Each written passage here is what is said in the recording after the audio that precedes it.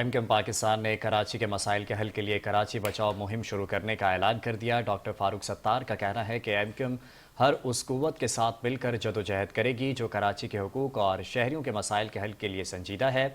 متحدہ قومی موومنٹ پاکستان نے کراچی میں مؤثر بلدیاتی نظام کے قیام، کراچی اسٹریٹجک ڈیولپمنٹ پلان 2020 پر عمل درآمد، ای چالان سسٹم کے نفاذ، بدحال بلدیاتی ڈھانچے، بے قابو ٹریفک، ڈمپرز اور ہیوی ٹریفک کے باعث قیمتی جانوں کی ضیاع،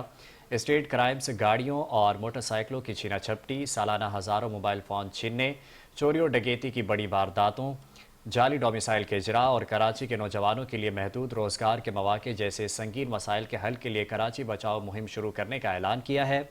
ایم کیو ایم کے منعقدہ پریس کانفرنس میں کہا گیا کہ کراچی ملک کی معیشت کا مرکزی ستون ہے اور ملک کی ترقی و استحکام کا دار و مدار کراچی کی بہتری سے جڑا ہوا ہے۔ ایسے میں شہر کو درپیش بحران سے نکالنا ناگزیر ہو چکا ہے۔ ایم کیو ایم کے پریس کانفرنس سے ڈاکٹر فاروق ستار اور حیدر عباس رضوی نے خطاب کیا، جبکہ اس موقع پر امین الحق، شبیر قائم خانی سمیت اراکین قومی اور صوبائی اسمبلی بھی موجود تھے۔